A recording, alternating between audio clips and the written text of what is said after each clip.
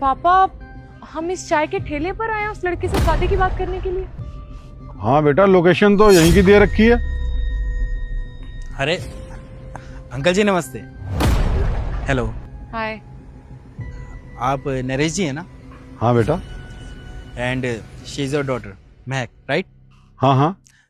देखा, मैंने आपको पहचान लिया, आपकी फोटो आई थी मेरे पास। अच्छा, मैं आप दोनों के लिए चाय बनवाता हूँ। क्या कहा तुमने? चाय?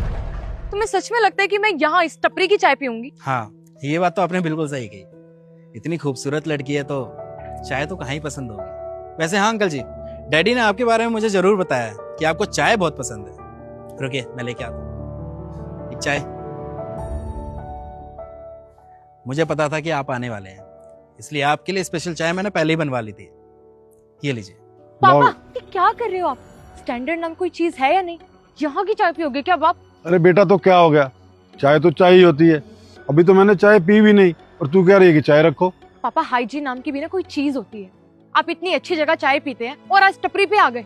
सोचो, अगर बीमार हो गए तो? पता नहीं कैसे कैसे आप तो चाय बनाते हैं ये लोग। वापिस करो। कोई बात नहीं अंकल जी, अगर आपको चाय नहीं पीनी तो मैं पराठे लगवा देता हूँ। एक नंबर के पराठे बनाता है यहाँ पे। ये चल क्या रहा है यहाँ पे? कभी चाय पी लेते हैं, कभी पराठे खा लेते हैं। यहाँ पे हम रिश्ते की बात करने आए हैं, पराठे खाने नहीं। मुझे लगा रिश्ते के लिए बुलाया है, कहीं ढंग की जगह कोई कैफे बुक किया हो, कोई रेस्टोरेंट बुक किया होगा, वहां पे बैठ के बात करेंगे, लेकिन नहीं, तुमने इस टपरी पे बुलाया है। समझा क्या है मुझे? क्यों, यहाँ पे कोई प्रॉब्लम है क्या? आज तो मौसम भी बढ़िया है, हवा भी बढ़िया चल रही है। लुक, मैं तुम्हारी कोई दोस्त नहीं हूँ जो तुम ऐसा बाइकों पे घूमे, टपरी पे चाय पिए। नहीं, हम यहाँ शादी की बात करने के लिए आए हैं। शादी की बात तरीके से की जाती है, ऐसे टपरी पे शादी की बातें नहीं होती है। पता नहीं क्या समझा हुआ है, क्यों बुलाया तुमने हमें यहाँ पे टाइम वेस्ट करने के लिए? अगर शादी की बात करनी है तो किसी ढंग की जगह पर चलो ना, ये टपरी पे क्यों लेके आ गए हो? मैं यहाँ पे कोई तुमसे शादी की बात करने वाली ही नहीं हूँ। अगर तुम्हारी औकात है तो वहां पर लेकर जाओ, वरना हमें बता दो, हम चलते हैं यहाँ से। अरे बेटा, तू ये क्या कर रही है? तू बहुत बड़ी गलती कर रही है। तुझे पता भी है ये है कौन? अरे रहने दीजिए अंकल जी, इसमें आपकी कोई गलती नहीं है, शायद मेरी ही गलती है।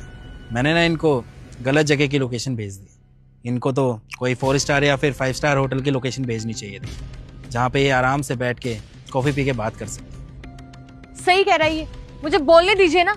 इसे पता चला चाहिए इसके औकात क्या है, किस लड़की को से रिश्ते के लिए बुलाया है। शर्म नहीं आई क्या बुलाते हुए?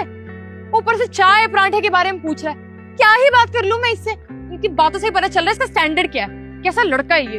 वैसे पापा एक बात बताइए, ये तो मुझे जानता नहीं है, लेकिन आप तो मुझे अच्छे से जानते हैं ना कि मैं कैसी लड़की हूँ, कैसा रहन सहन है मेरा। आपने कैसे सोच लिया कि मैं टपरी पे आकर किसी लड़के से रिश्ते की बात करूंगी? और आपको क्यों लगा कि मैं इसको रिश्ते के लिए हाँ बोल दूंगी? वैसे अंकल जी, आपकी सोच से मैं बिल्कुल भी डिसअपॉइंट नहीं हूँ, क्योंकि जैसा डैडी ने आपके बारे में बताया था, आप बिल्कुल ही वैसे हैं। लेकिन एक बात बोलूं, आपके और आपकी बेटी के अंदर जमीन आसमान का फर्क है। आपने अपनी बेटी को पढ़ाने के लिए बाहर तो भेज दिया, लेकिन शायद थोड़े से ना संस्कार देने भूल गए आप। परवरिश में शायद कुछ कमी रह गई। ओ हेलो, तू होता कौन है मेरे पापा की परवरिश पे सवाल उठाने वाला? मेरे पापा ने ना मुझे बहुत अच्छे संस्कार दिए, और मेरे पापा ने मुझे ये भी सिखाया कि मुझे किन लोगों से बात करनी चाहिए और किन लोगों से नहीं। अच्छा, तू मुझे एक बात बता, तू अपनी बहन का रिश्ता किसी ऐसे लड़के के साथ कर देगा जो उसे चाय की टपरी पे मिलने के लिए बुलाए?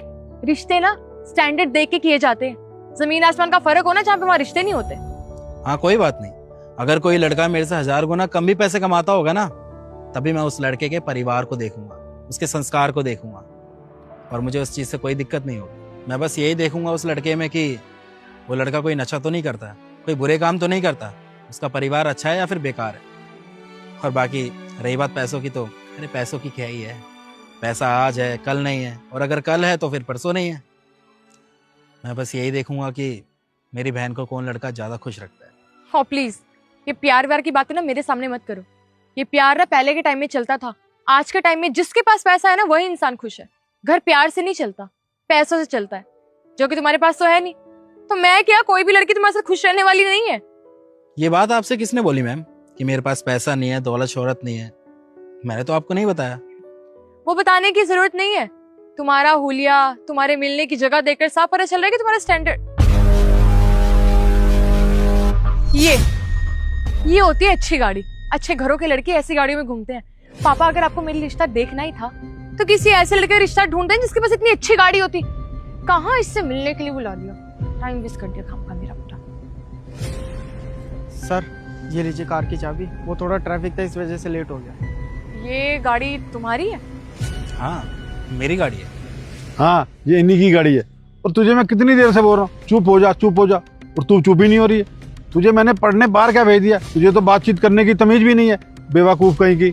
और तुझे पता भी है ऐसी गाड़ियाँ इनके पास बहुत सारी हैं।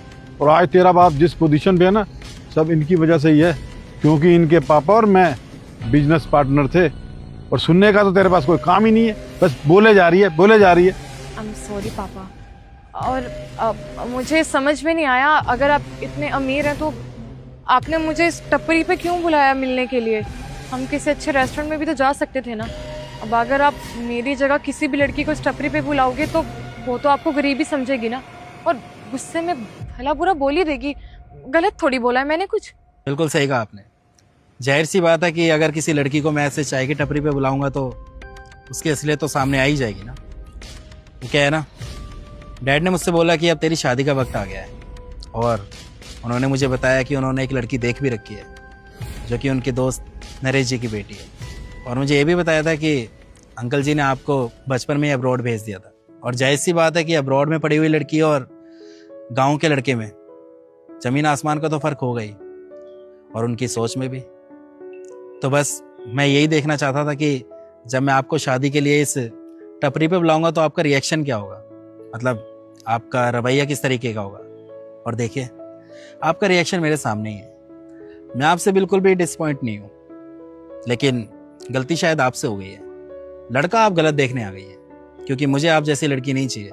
मुझे अपने घर के लिए एक सिंपल और साधारण सी बहू चाहिए जो हमारे देश से जुड़ी हुई हो और हमारे देश की सभ्यता जानती हो। आई एम सॉरी अंकल जी, माफ़ कीजिएगा मुझे, पर मैं आपकी बेटी से शादी नहीं कर सकता, क्योंकि मुझे एक ऐसा हमसफ़र चाहिए जो पैसे से नहीं, मुझसे प्यार करे।